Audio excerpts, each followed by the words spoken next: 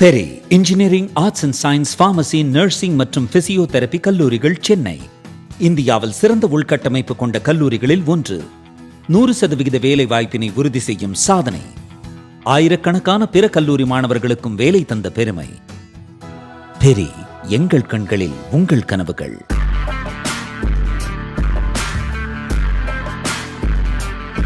வணக்கம், ஜெயஹிந்த். இன்றைக்கி நம்ம சேனலில் வளைகுடாவில் நடக்கக்கூடிய யுத்தத்தில் ஒரு மிக முக்கியமான பிரேக்கிங் பாயிண்ட் அப்படின்றது இப்போ நடந்திருக்கு. அது என்னன்றதை டீட்டெயிலாக பார்க்கலாம். ஆப்ரேஷன் எபிக் ஃபியூரியோடைய 31வது நாள், மார்ச் 30 இரவு 31 அதிகாலையில் ஈரானில் இருக்கக்கூடிய இஸ்ஃபஹான் அம்யூனிஷன் டெப்போவில் ஒரு மிகப்பெரிய தாக்குதலை அமெரிக்காவுடைய B-2 பாம்பர் ரக விமானங்களை வச்சு பண்ணியிருக்காங்க. கிட்டத்தட்ட 2000 பவுண்டு எடையுள்ள குண்டுகள். இதை போன முறை ஆப்ரேஷன் மிட்நைட் ஹேமர் அப்படின்னு சொல்லி போன வருடம் அந்த போர் முடியக்கூடிய ஒரு நாளைக்கு முன்னாடி ஈரானை தாக்குனாங்க அப்படின்றத பார்க்குறோம். இது கிட்டத்தட்ட 100 மீட்டருக்கும் அதிகமாக துளை போட்டு பூமிக்குள்ளே போய் வெடிக்கக்கூடிய ஒரு ஸ்பெஷலைஸ்ட் அம்யூனிஷன். அமெரிக்கா கிட்ட மட்டும்தான் இந்த அம்யூனிஷன் இருக்குது. இதுக்கு கவுண்டராக ரஷ்யா ஒரு இதை வச்சுருக்கிறாங்க. MOABன்னு சொல்லுவாங்க, மதர் ஆஃப் ஆல் பாம்ஸ் அப்படின்னு சொல்லி. இவங்க இதை முதல் முறையாக ஆப்கானிஸ்தானில் யூஸ் பண்ணாங்க, 2வது முறை ஈரானில் யூஸ் பண்ணாங்க. இப்போ 3வது முறை ஈரானுடைய மிகப்பெரிய அம்யூனிஷன் டெப்போவை அவங்களுடைய வெடிகுண்டு கிடங்கை குறி வச்சுருக்காங்க இஸ்ஃபஹானில்.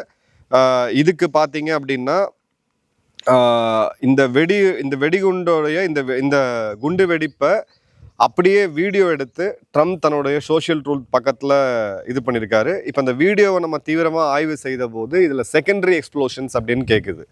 அதாவது ஒரு ஏவுகணை குண்டை எடுத்துக்கிட்டு ஒரு இடத்துல வெடிக்குது அப்படின்னா அதோடைய அந்த வெடிமருந்தோடைய தாக்கம், அந்த வெடிகுண்டோடைய தாக்கம் தான் அந்த இடத்துல நம்ம பார்க்க முடியும். ஒரு நெருப்பு மற்றும் கரும்புகை அப்படின்றது வரும். செகண்டரி எக்ஸ்ப்ளோஷன்னா என்னென்னா, ஒருவேளை அது ஒரு அம்யூனிஷன் கிடங்குலையோ இல்லை ஒரு மிசைல் ஸ்டோரேஜோட இடத்தையோ போய் தாக்கியிருந்தது அப்படின்னா இந்த இம்பேக்டில், இந்த தாக்கத்தில் அங்கே ஸ்டோர் பண்ணப்பட்ட குண்டுகளும் சேர்ந்து வெடிக்கும். அதுதான் இங்கே எக்ஸாக்டாக நடந்திருக்குது.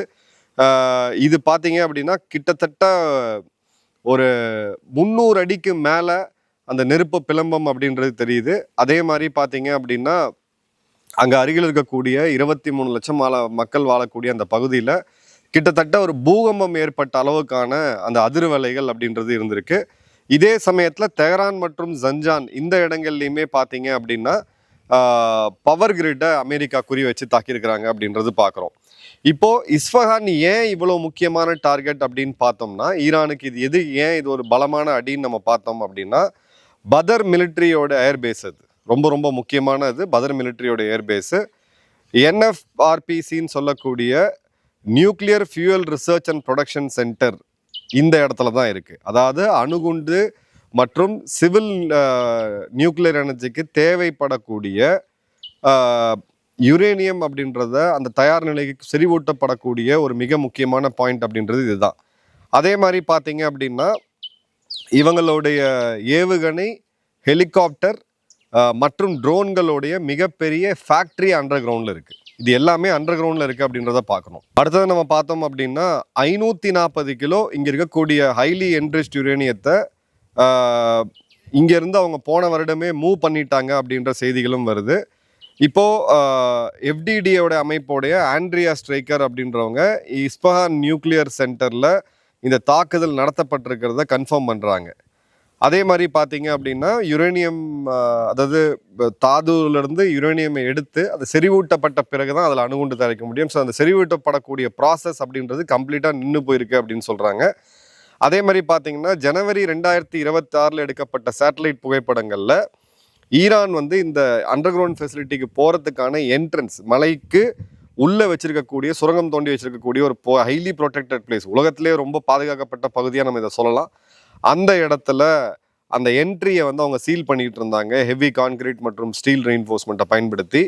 இப்போது 2 முக்கியமான அனாலிசிஸ், அதாவது institute for the study of war மற்றும் CTPன்னு சொல்லக்கூடிய கிரிட்டிக்கல் த்ரெட் ப்ராஜெக்ட், இவங்க 2 பேர் ஒரு ரொம்ப பயணியர், ரொம்ப நியூட்ரலாக இருக்கக்கூடியவங்க. அவங்க சொல்கிற அனாலிசிஸ் படி நம்ம எடுத்தோம் அப்படின்னா இந்த இடத்துல குறி வச்சு தாக்குனதில் ஈரானோடைய மிசைல் ப்ரொடக்ஷன் ஒன்று, அணு ஆயுதத்துக்கு உண்டான அந்த செறிவூட்டப்படக்கூடிய ஃபியூயல் ஸ்டோரேஜ், அது ஒன்று.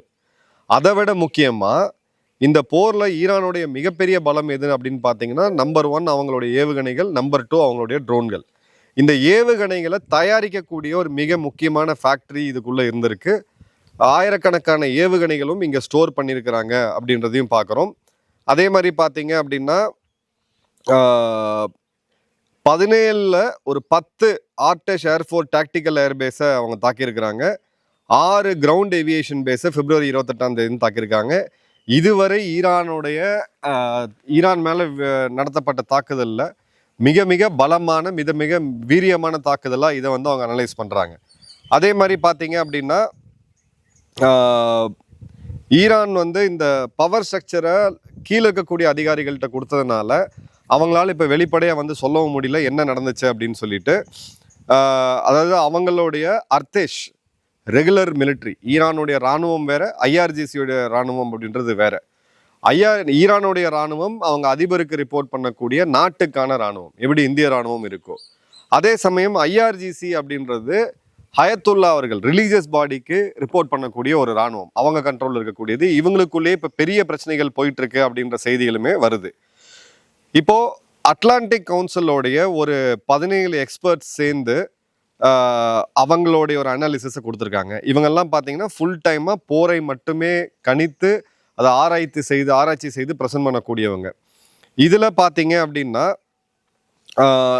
அவங்களுடைய ஸ்கெப்டிக்ஸ், அதாவது இதுக்கு அமெரிக்கா சரியான நடவடிக்கையில் ஈடுபடலை அப்படின்னு சொல்கிறதில்ல. அவங்க 3 விஷயம் சொல்கிறாங்க.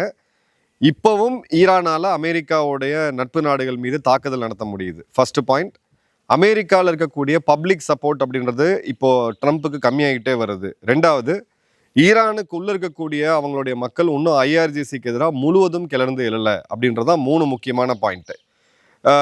இதில் ஒரு டெர்மினேஷன் மெக்கானிசம் இல்லாமல் இந்த போர் முடிவுக்கு வராமல் அப்படியே தொடர்றதுக்கான ஒரு வாய்ப்பும் இருக்கிறதா அவங்க வந்து ஃப்ளாக் பண்ணுறாங்க. இப்போது இன்னொரு சைடு பார்த்தீங்கன்னா ஜானதன் பெயின்காஃப் போன்ற மிக முக்கியமான ஆட்கள், இவர் வந்து டெப்டி நேஷனல் இன்டெலிஜென்ஸ் ஆஃபீஸர் இந்த மிடில் ஈஸ்ட் பகுதிகளோட. இவர் வந்து என்ன பண்ணுறாரு பார்த்தீங்க அப்படின்னா, இது இப்படியே போயிட்டே இருந்துச்சுன்னா இது ஒரு ஐஆர்ஜிசிஎன் அப்படின்ற மாதிரி இந்த நாடு மாறிடும்.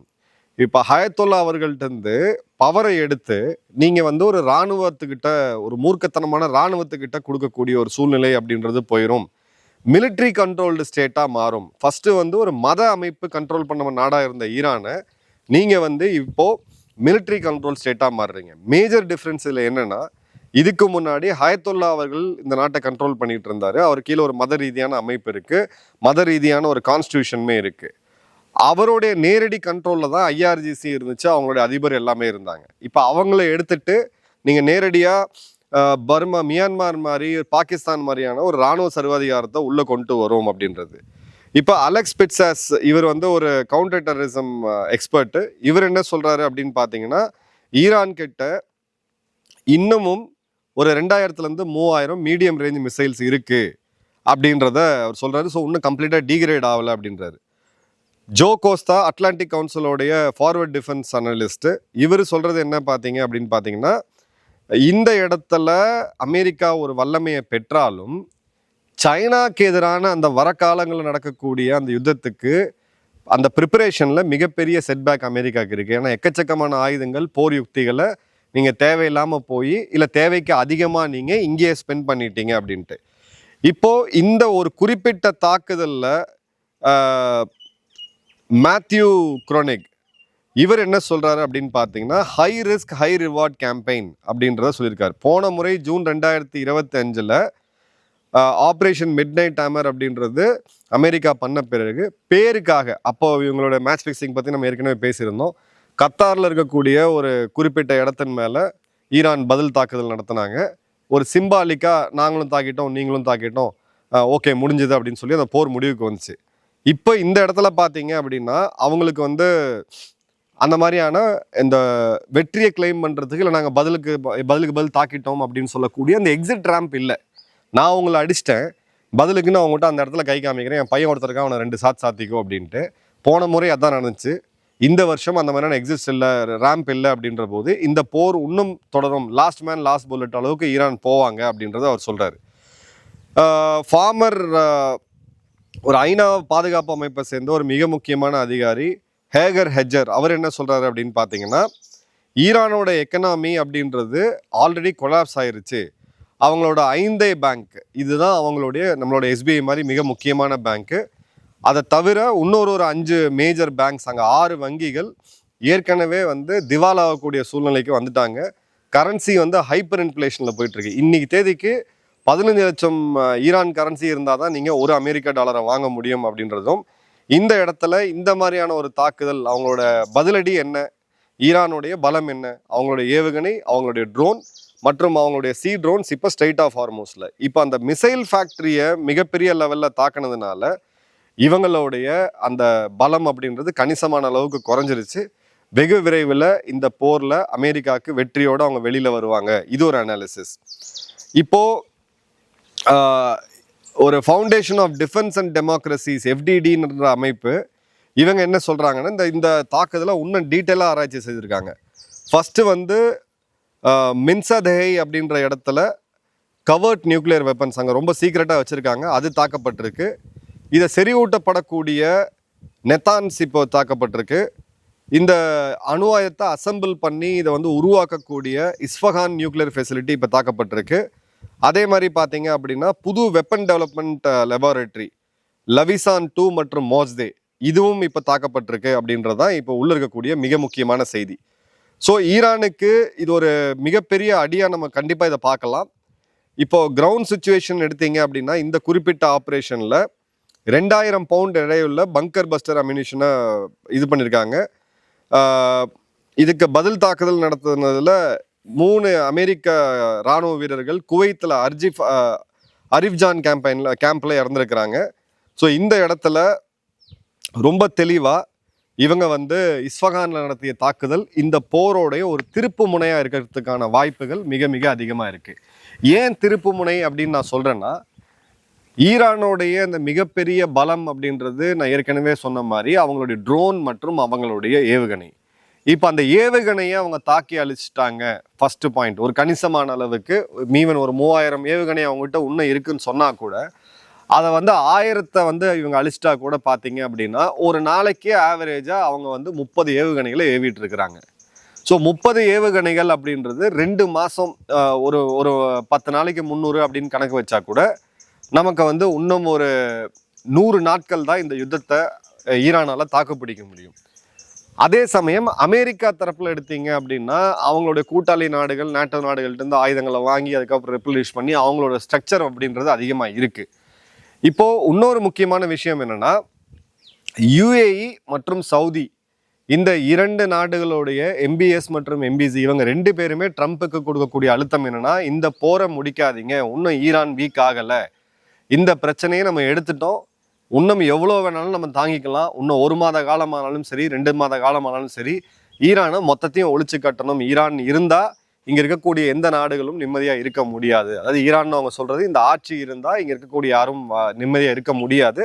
ஸோ இந்த மிலிட்ரி கேம்பெயின், அதாவது போரை நிறுத்தக்கூடாது அப்படின்னு சொல்லிட்டு இந்த 2 பேருமே கணிசமான அழுத்தத்தை வந்து கொடுத்துட்டு இருக்காங்க அமெரிக்கா கிட்ட. ஸோ இப்போ ட்ரம்ப்புக்கு இந்த யுத்தத்திலேருந்து வெளியில் வாங்க அப்படின்னு சொல்லி உள்நாடு மற்றும் அவங்களுடைய நட்பு நாடுகள் மேலை நாடுகள் சொல்லக்கூடிய வெஸ்டர்ன் கண்ட்ரிஸ் எல்லாமே ஒரு பக்கம் சொன்னாலும் இந்த யுத்தத்தில் ஈரானை வீழ்த்தணும் கம்ப்ளீட்டா அப்படின்னு சொல்லி 3 நாடுகள் அழுத்தத்தை கொடுக்குறாங்க. ஃபர்ஸ்ட் இஸ்ரேல், 2வது UAE, 3வது பார்த்தீங்கன்னா சவுதி அரேபியா. ஏன்னா இந்த போர் அப்படின்றது ஈரான் இப்போ அடுத்த ஸ்ட்ராட்டஜிக்காக எங்கே மூவ் பண்ணியிருக்காங்க அப்படின்னு பார்த்தீங்கன்னா, அவங்க பாராளுமன்றத்தில் ஒரு தீர்மானம் கொண்டு வந்திருக்கிறாங்க, ஒரு சட்டத்தை ஏற்றிருக்காங்க.